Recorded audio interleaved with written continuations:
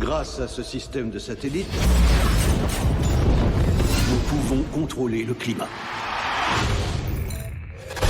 Des bâtiments entiers se sont effondrés à Hong Kong hier soir. L'averse de grêle la plus violente qu'on ait connue. On rejoint les dégâts à différents endroits et les véhicules endommagés par cette tempête. C'est pas une défaillance. Quelqu'un a fait ça intentionnellement. Tu vas retourner dans l'espace? Tu n'as qu'à te dire que je pars en vacances une semaine ou deux. En vacances à 400 km de la Terre, où il fait moins 270 degrés. Bonjour les vacances. Mais tu marques un point.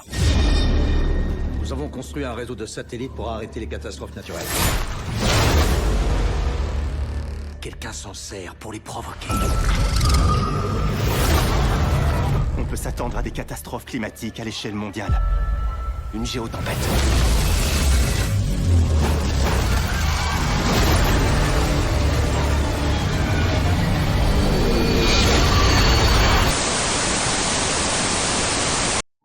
Bonjour à tous. Vous l'avez sûrement remarqué, les ouragans et les tempêtes sont au cœur de l'actualité ces derniers jours. Prenons l'exemple de la ville d'Asheville en Caroline du Nord, où une grande partie de la région a été dévastée par l'ouragan Hélène. Ou encore à Valence, en Espagne, où des pluies diluviennes ont ravagé le centre-ville, causant des destructions considérables. À une époque où les écologistes tirent la sonnette d'alarme face au réchauffement climatique, une voix plus discrète commence à se faire entendre, celle de la géo-ingénierie. Entre théorie du complot et expérience secrète, découvrez comment la frontière entre la science-fiction et la réalité s'amenuise de plus en plus.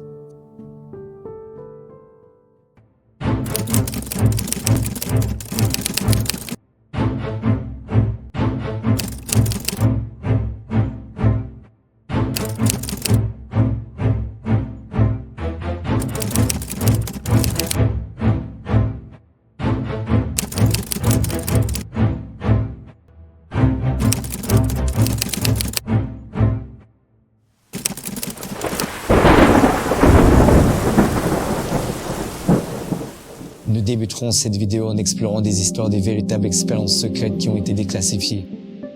Des événements qui ont choqué le monde et soulevé d'importantes questions éthiques. Puis, au fur et à mesure, nous franchirons la frontière entre le réel et l'imaginaire. Nous plongeons dans des théories qui sont tout droit sorties d'un film de science-fiction et qui, contre toute attente, pourraient peut-être devenir une réalité.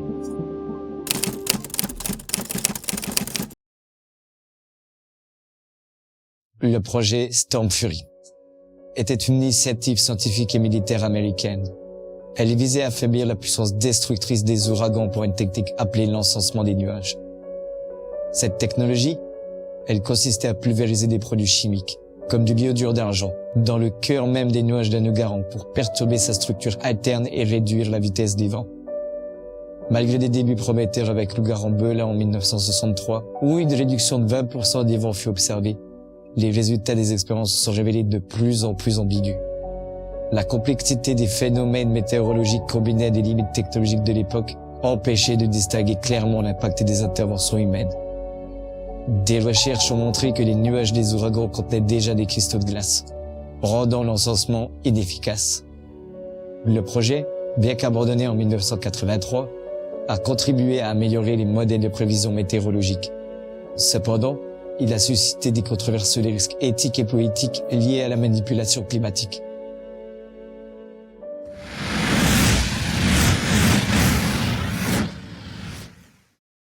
Imaginez une nuit lourde, enveloppée de silence, où le ciel semble prêt à éclater sous le poids des nuages noirs. Pourtant, ce ne sont pas des forces naturelles qui les façonnent. Ce que vous regardez pourrait bien être une arme, une technologie insoupçonnée capable de remodeler le climat lui-même. Et si je vous disais que cette technologie a déjà été utilisée dans l'ombre des conflits pour manipuler les éléments à des fins militaires? Bienvenue dans l'histoire fascinante et troublante de l'opération Popeye, un secret enfoui au cœur de la guerre du Vietnam.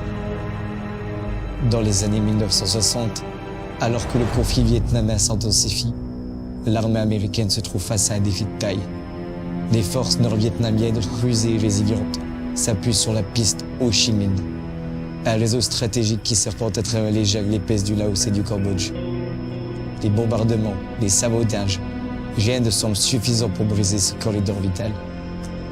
les Américains sont à bout de solutions classiques. Alors dans le plus grand secret, une idée extraordinaire émerge. Utiliser la météo comme une arme. Pas seulement pour prédire la pluie ou le soleil, mais littéralement pour provoquer des déluges. Et c'est en 1967 que naît l'opération Popeye. Un projet si audacieux qu'il ressemble davantage à de la science-fiction qu'à une stratégie militaire. Le concept, modifier le climat local pour rallonger la saison des pluies au-dessus de la piste de Ho Chi Minh. L'objectif est clair. Transformer ces routes stratégiques en véritables marécages impraticables, ralentissant ainsi l'approvisionnement de l'ennemi. Le moyen, une technologie appelée le cloud sending, ou l'encensement des nuages. Ce procédé consiste à injecter des produits chimiques spécifiques, comme le iodure d'argent. Ce produit, mélangé déjà dans les nuages, permettrait de déclencher artificiellement des précipitations. Des avions militaires, tels des ombres silencieuses, larguant ces particules chimiques dans l'atmosphère au-dessus des jungles vietnamiennes. Sous leurs ailes, des gouttelettes d'eau s'agglutinent autour des particules, créant des pluies qui ne se seraient jamais abattues naturellement. En quelques heures, des torrents se déversent sur la piste Ho Chi Minh, transformant les voûtes poussiéreuses en bourbiers insurmontables. Entre 1967 et 1972, des milliers de missions d'encensement sont menées dans une discrétion absolue. Les précipitations augmentent de 30 à 35%, et les effets sur les terrains sont immédiats. Des véhicules embourbés, des ponts emportés, une logistique ennemie perturbée. Mais cette manipulation des éléments ne se fait pas sans conséquences. Les pluies torrentielles n'épargnent pas les populations locales. Ce qui était censé être une arme chirurgicale devient une catastrophe climatique. Et pourtant, les Américains gardent le secret. Pendant 5 longues années, l'opération Popeye reste dissimulée. Un acte de guerre invisible, et jusqu'au jour où la vérité éclate. En 1974, lors d'auditions au Sénat américain, des documents confidentiels sont révélés. Le monde apprend avec stupeur que la météo peut être transformée en arme. Ces révélations déclenchent une vague d'indignation internationale. Manipuler le climat pour des objectifs militaires. Cette idée semble franchir des limites morales et éthiques. L'affaire est si controversée qu'elle pousse l'ONU à adopter, en 1977, la Convention ENMOD, interdisant l'utilisation des techniques de modification de l'environnement à des fins hostiles. Mais le mal est fait. La méfiance envers la géogénierie est née. Plus récemment, l'Empire du Milieu a entrepris des choses similaires. Dans les cieux mouvants de la Chine, un secret flotte, invisible mais omniprésent. Une danse discrète entre science et magie moderne. Le contrôle des nuages. Depuis des décennies, une ambition titanesque murmure à travers les vents. Celle de dompter les éléments et de plier la pluie à la volonté humaine. Dans les régions arides du nord où la terre craque sous la soif, de minuscules cristaux de sel projetés par des fusées ou des avions, tels des sortilèges dispersés dans les terres. Peu à peu, l'air lourd s'abandonne, et la pluie, presque convoquée par incantation, descend apaiser les sols desséchés. Mais ce pouvoir a ses moments de gloire et de mystère.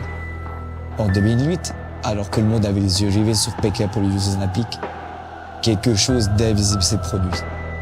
Le ciel menaçant d'orage a été dissipé, comme par magie. Pas un hasard, mais un acte délibéré. Un contrôle des cieux orchestré pour garantir une cérémonie sans pluie. Et l'ambition grandit encore. Au cœur de la vallée du feu jaune, des machines bruissent, des substances se mêlent au vent, et l'agriculture dépendante de ces pluies convoquées prospère sous cette influence insaisissable.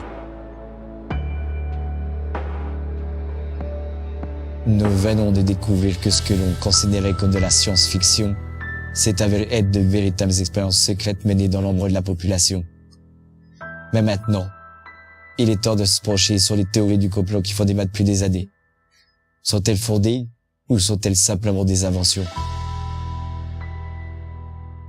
Les chemtrails. Ils sont au cœur d'une théorie du complot qui soutient que les traînées blanches laissées dans le ciel par les avions ne sont pas simplement des traînées de condensation, mais des substances chimiques délibérément pulvérisées par des gouvernements ou des entités secrètes pour des raisons cachées. Ces traînées, selon ceux qui croient à cette théorie, seraient utilisées pour manipuler le climat, contrôler les comportements humains ou même mener des guerres d'expérimentation sur la santé publique. Les théoriciens du complot estiment que les produits chimiques sont diffusés dans l'air sous forme de chemtrails. Ce qui distingue les chemtrails des simples contrails, ce sont les partisans de cette théorie et leur persistance dans le ciel. leur expansion et leur apparence étrange qui semblerait être plus que de simples traces de condensation. Certains affirment même que ces 3D se transforment en neige artificielle, ou que des produits chimiques tels que de l'aluminium, du barium, du iodure d'argent seraient délibérément libérés pour modifier l'atmosphère. Ces substances, selon les théoriciens, serviraient à plusieurs fins. Manipuler la météo pour provoquer des inondations ou des sécheresses, contrôler l'esprit humain en influant la santé mentale, ou effectuer des expérimentations secrètes sur la santé publique et l'environnement. Les chemtrails sont également associés à des hypothèses plus extrêmes encore, telles que la réduction démographique ou la mise en place de méthodes de contrôle de la population. Certains croient que les produits chimiques répandus dans l'air agissent sur la fertilité, la santé ou même la mortalité des individus. Les scientifiques affirment que les chemtrails n'ont pas de fondement et que les traînées visibles sont en réalité un phénomène tout à fait naturel. Les conditions atmosphériques comme l'humidité ou la température expliquent pourquoi certaines traînées restent plus longtemps dans le ciel, et ces conditions peuvent varier d'un jour à l'autre. Malgré les explications scientifiques, les chemtrails restent un sujet de discussion parmi certaines communautés. Internet a facilité la propagation de ces théories, et de nombreux sites web, vidéos et forums en ligne alimentent la méfiance envers les autorités.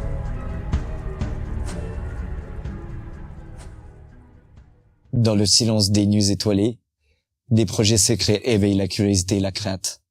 Parmi eux, le projet HAARP. Il trône comme une énigme scientifique et source de fascination infinie.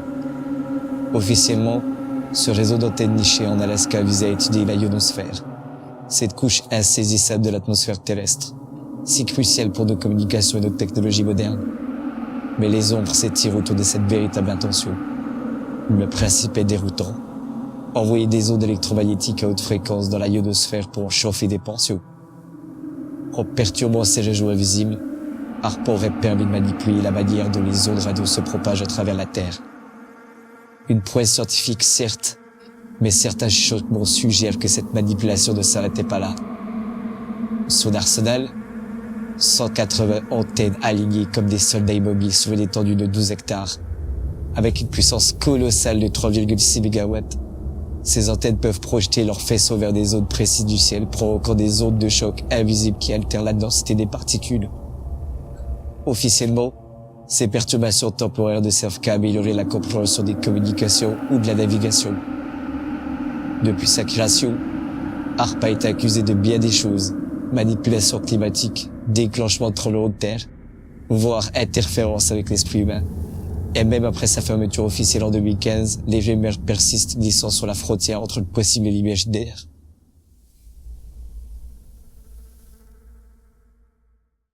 C'est alors que peu après, un autre mystère surgit des eaux. Les power ships. Ces monstres flottants capables de produire des centaines de mégawatts d'électricité.